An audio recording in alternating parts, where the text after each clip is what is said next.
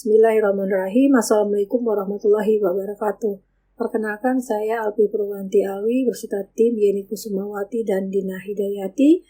Pada hari ini akan mengantarkan presentasi masalah pengentasan kemiskinan, womenomics versus solusi dalam Islam. Kemiskinan adalah masalah global yang semakin meningkat. Edisi terbaru dari The State of Food Security and Nutrition in the World yang diterbitkan pada bulan Juli tahun 2020 memperkirakan bahwa hampir 690 juta orang kelaparan pada tahun 2019. Data ini naik 10 juta orang dari tahun 2018 dan hampir 60 juta orang dalam 5 tahun terakhir. Biaya pangan yang tinggi dan keterjangkauan yang rendah ini juga memberi arti bahwa miliaran orang tidak dapat makan dengan sehat dan bergizi. Kelaparan paling banyak terjadi di Asia, tetapi perkembangan yang paling cepat ada di benua Afrika, WHO tahun 2020. Di tingkat nasional, laporan dari Badan Pusat Statistik atau BPS mencatat bahwa jumlah penduduk miskin di perkotaan dan pedesaan pada tahun 2020 itu sebesar 26,42 juta orang.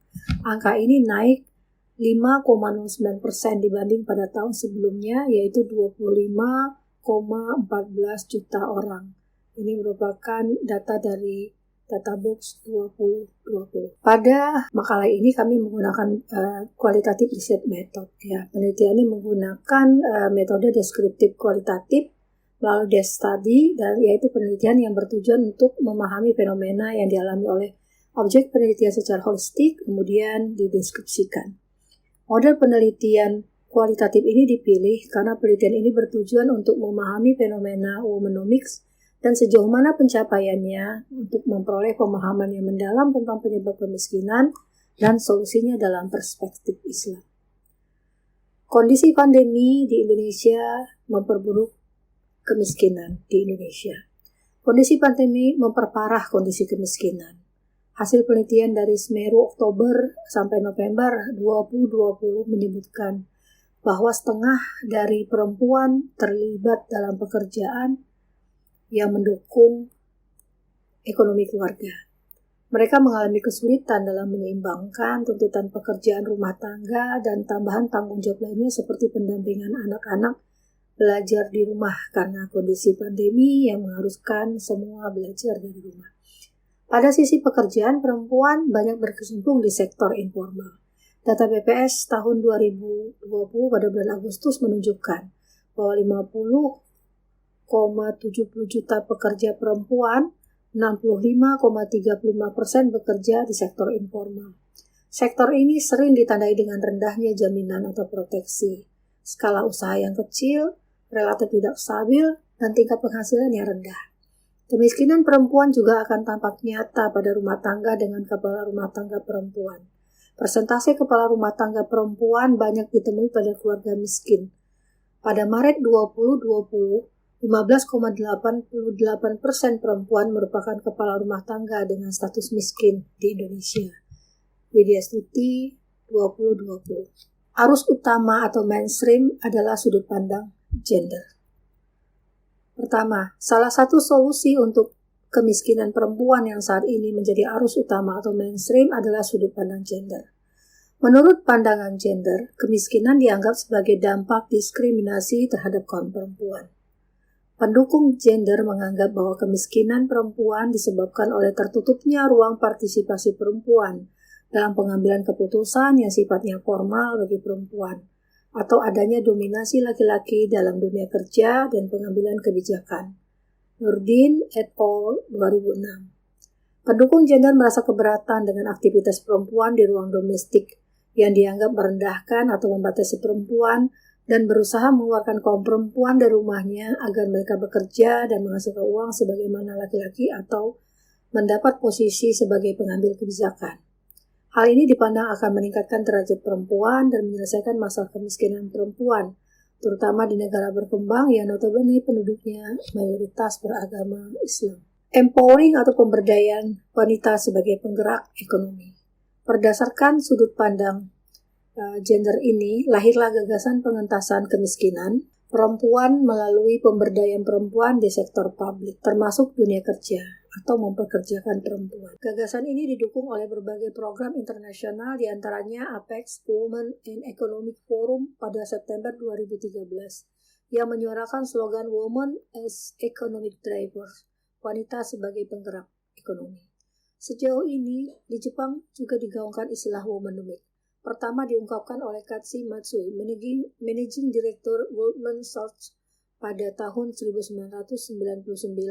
Womanomics adalah kata yang menekankan bahwa kontribusi perempuan pada eselon teratas masyarakat. Mainstream gender yang menganggap sektor publik lebih bernilai dari sektor domestik, bahkan menganggap wanita yang membatasi diri pada sektor rumah tangga atau sukarela atau terpaksa sebagai perempuan yang terjajah. Tentu menyebut baik gagasan womanomics ini termasuk di negara berkembang seperti Indonesia. Faktanya, program-program internasional umumnya menyasar perempuan muslim karena dianggap nilai-nilai agama sebagai salah satu nilai tradisional kuno yang membelenggu perempuan. Latar belakang munculnya womanomics dan pencapaiannya. Womanomics yang disambut gembira oleh aktivis gender karena diharapkan dapat mengangkat derajat wanita dengan mendorongnya ke sektor publik, ternyata diinisiasi oleh korporasi skala besar.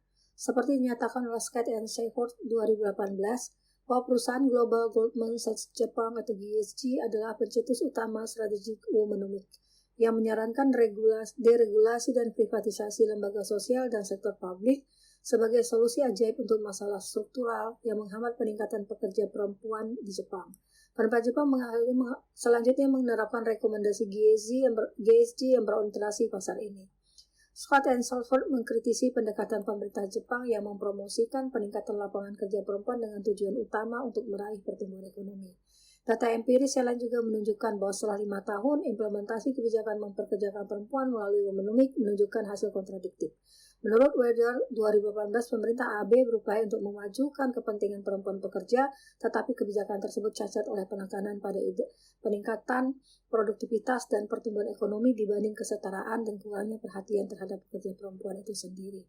Pemerintah AB telah menunjukkan bahwa kemauan lebih besar dibanding pemerintah konservatif sebelumnya untuk mengejar kebijakan yang memberi manfaat untuk pekerja perempuan, tapi ia tidak memiliki komitmen terhadap kepentingan pekerja perempuan sehingga mereka sulit lepas dari jerat kebijakan konservatif yang tidak berpihak pada perempuan. Selanjutnya, Scott and Shepard 2018 menyatakan bahwa fakta 20 tahun terakhir menunjukkan bahwa Jepang menderita krisis keuangan, resesi berulang, dan deflasi. Utang nasional berjumlah 226% dari PDB tahunan dan populasi Jepang menua dengan cepat. Apakah pekerjaan perempuan terbukti lebih sejahtera? Khusus bagi umat Islam, mereka harus menilai ide-ide datang dari luar Islam dengan standar Islam serta mencari solusi dari perspektif Islam. Artikelnya mengkaji literatur secara mendalam untuk membahas latar belakang munculnya gagasan womanomics dan sejauh mana pencapaiannya akan masalah kemiskinan dalam masyarakat saat ini dan solusi lengkap kemiskinan dalam perspektif Islam. Kesenjangan upah gender dan pelecehan seksual di tempat kerja. Di negara maju seperti Australia yang telah lama mengadvokasi kesadaran gender masih belum mampu mencapai kesejahteraan yang diinginkan perempuan. Studi di Australia oleh Ryan and Pavazzoni tahun 2019 menentukan bahwa stereotip gender yang keras kepala terus membahayakan karir perempuan, terutama mereka yang untuk merawat anak-anak dan keluarga lanjut usia. Kesenjangan upah gender atau gender pay gap setara dengan 445 juta dolar per minggu atau 23 miliar dolar per tahun. Selain kesenjangan upah yang tidak kunjung tuntas, perempuan di tempat kerja saat ini menghadapi masalah pelecehan seksual. Di Amerika Serikat, perempuan pekerja hotel atau housekeeping setengahnya pernah mengalami pelecehan dari tamu hotel. Sedangkan perempuan petugas kebersihan di pekerja perkebunan tak berdaya melawan pelecehan dilakukan oleh supervisor mereka. Survei terhadap 688 perempuan pekerja restoran di 39 negara bagian Amerika Serikat menunjukkan bahwa sekitar 80% telah dilecehkan oleh rekan kerja pria, sekitar 80% dilecehkan oleh pelanggan, dan 67% dilecehkan oleh manajer, dan pelecehan ini terjadi hampir setiap minggu. Harvard Business Review 2018. Akar masalah kemiskinan. Saat ini kemiskinan yang menimpa umat lebih merupakan kemiskinan struktural atau sistemik, yaitu kemiskinan yang diciptakan oleh sistem yang diberlakukan oleh negara atau sistem kapitalisme, liberalisme, sekularisme. Sistem inilah yang telah membuat kekayaan milik rakyat dikuasai dan dinikmati oleh segelintir orang. Di negeri ini telah lama terjadi privatisasi sektor publik seperti tol, air, gas, minyak, bumi, dan mineral. Akibatnya jutaan rakyat terhalang untuk menikmati hak mereka atas sumber kekayaan tersebut yang sejatinya adalah milik masyarakat. Akibat lanjutnya adalah kesenjangan. Ironisnya, jumlah perempuan pekerja cenderung meningkat dari tahun ke tahun. Jumlah penduduk miskin juga terus meningkat. Persentase penduduk miskin pada Maret 2020 sebesar 9,78%, 26,42 juta orang, meningkat 0,56 poin persentase dari September 2019 BPS 2020. Kondisi di lapangan bisa dikerjakan lebih buruk lagi jika ukuran digunakan adalah standar kebutuhan dasar yang ditetapkan oleh Islam, yaitu pangan, sandang, papan, pendidikan, kesehatan, dan keamanan. Hal ini dikarenakan oleh gerakan pemberdayaan ekonomi perempuan tidak menyentuh masalah utama penyebab kemiskinan dengan berkembang, yakni terjebak dalam perangkat utang luar negeri, ribawi, sumber daya alam yang dieksploitasi oleh asing melalui privatisasi, dan terjebak dalam mekanisme kontrol asing dengan perjanjian perdagangan internasional yang tidak adil.